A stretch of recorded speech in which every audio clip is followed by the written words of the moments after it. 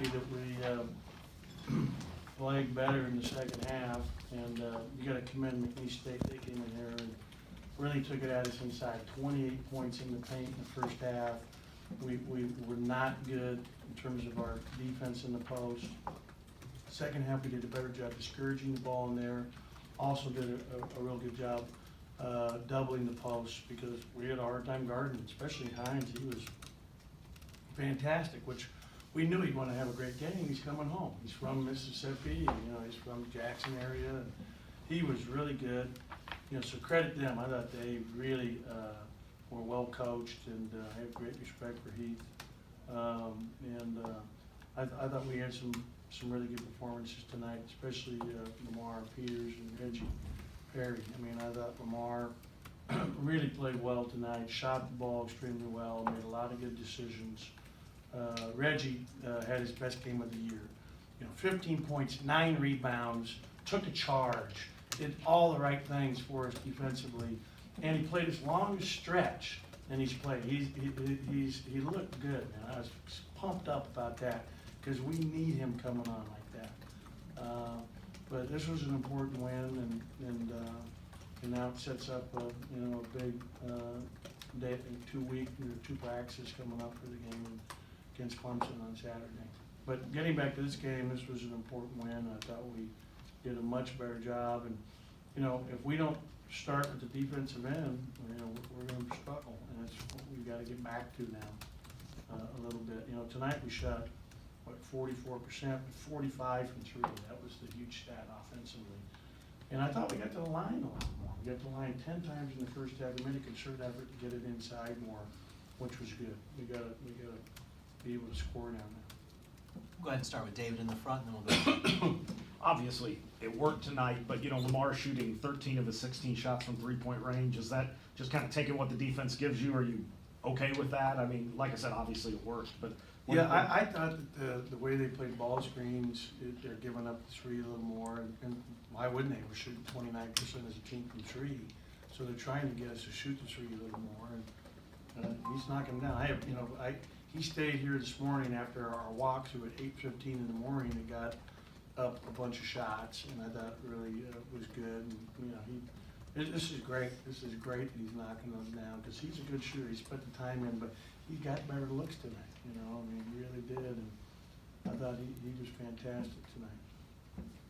And they threw a lot at you schematically to get to the rim, but what do you think your lane defense was lacking in the first half? I thought that we weren't discouraging the ball in the post on their post feeds enough. I thought that their slips, they did a lot of slipping, and we didn't react well from the weak side. I thought our communication was lacking, especially early in the first 10 minutes of the game. But credit them. They're a very well coached, good offensive scheme team. And 29 for 50. That we had to make 3s to win this game. We did a great job on the boards. We outboarded them by 17. So 19 offensive rebounds is big, and I bet a bunch of them came in the second half. And Reggie Perry had some key ones. Eric Holman had some. So Eric did some things to help us with 3 blocks and 11 rebounds, even though he wasn't shooting the ball great. We'll stay in the front. We'll go to Coach's right. The 19-0 run to start in the second half. What was working so Hallelujah. well? What was working so well on both ends of the floor? I just thought we got to a groove, and we had a group in there that was really playing well together. Getting stops, leading. Our best offense is getting a stop and outletting it and getting out in transition. That's when we're at our best, when we're getting up and down. And we scored 90 points, so that's a positive. Go ahead and keep it in the front with Joel. Of course, you mentioned Reggie having maybe his best game tonight, and with him, of course, Abdul's back now. And just where does this front court kind of sit now? With I guess this is your 4th team here at State. Where does your big guys and things? Kind of evaluate where they are now as compared to maybe a year or 2 ago. I think this is our best front line. I mean, we have a senior in Eric, a redshirt sophomore in Abdul who has experience from the previous year. We had McDonald's All-American, who's really going to be a good player and getting better right before our eyes. I mean, I'm so excited about Reggie's growth as a player. And then we have good depth up there. Keyshawn Fizel, EJ Datcher, we can go match up with stretch fours that are really threes, like Robert Woodard did. You know, tonight did it up in Dayton, so, you know, he's versatile because Robert can play multiple positions. So it's big for us. Brett and Steve. I like our front nine. You mentioned Lamar's a really good catch and shoot 3-point shooter, and that was obviously on tonight. Is this kind of what he can be as a 3-point shooter when he's making the right decisions with the ball? Yeah, and what happens is when you start knocking down the catch and shoot, then you get that feel, and then he made a few off the bounce. All of a sudden, yeah, I got it going, baby. And you could see that a little bit in him, and I was happy for him. You know, he's put an incredible amount of work in, and so this is, I think, a big moment. Go ahead, Steve in the back. Coach, even in the loss of Arizona State, you guys have found the gas pedal in the second half. Is there a common denominator with any of that? How are you guys able to kind of find that? You know, the Arizona State game still, I'm amazed that I let our team travel 10 hours and get there at 3:30 in the morning, the day before we're playing. That was like about as unsmart, really stupid thing that I've done since I've been the coach here. So that loss is on me, and they're really good. I mean, they're ranked top 20, but you know, they flew an hour. They're about 10 minutes from the airport.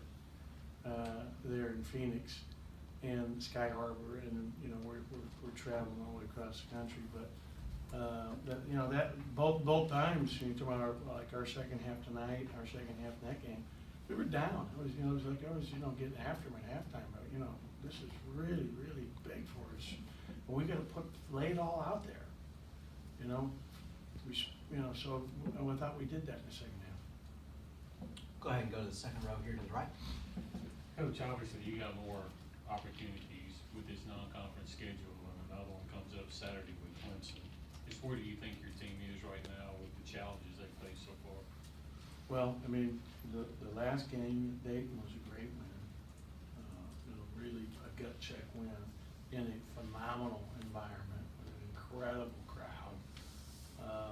Tonight we had a similar situation where they're playing, you know, about as perfect as you can, and coming in, they had no pressure. They're 2-5 coming in here, you know, and I keep trying, you know, to emphasize to our players that, you know, anybody can beat you on a given day. Anybody can beat us on a given day, and we can beat anybody on a given day. And it's all about how we approach it. We control ourselves, and you know, now I mean we got 23 games before we get to you know, the conference tournament. If I'm doing the math correctly, every one is going to be incredibly difficult. So it's going to be tough, and we got to be mentally strong to deal with it. We'll go back to Brett here to coach's left. The behind the back pass Eric made to Lamar for the 3 in the first half went almost all the way across the court. Is that one of the more impressive things you've seen Eric do? I wasn't excited about it, so impressive maybe in a too loose way, for me. During that juncture, at that time, I wasn't really excited about it. Glad it worked out. Speaking of your excitement level, you know, we see Vic Schaefer take his jacket off almost every game. This is what you don't do it very often. What had you emotionally into this game to make the jacket come off? Knowing how every game is so important to this team, and you know, I was trying. It's happened the last 3 games, I think. And now I'm not quite so overweight where I don't look quite as bad with my jacket off. When I first got started in coaching at NAU, I never wore my jacket, and I didn't wear it much at Pitt. And UCLA started to wear it because I was getting a bunch of nasty comments. You know, what are you doing not wearing your jacket? So if I, you know, I'm more comfortable at times without it on. Anything else for Coach? All right, we'll see you guys.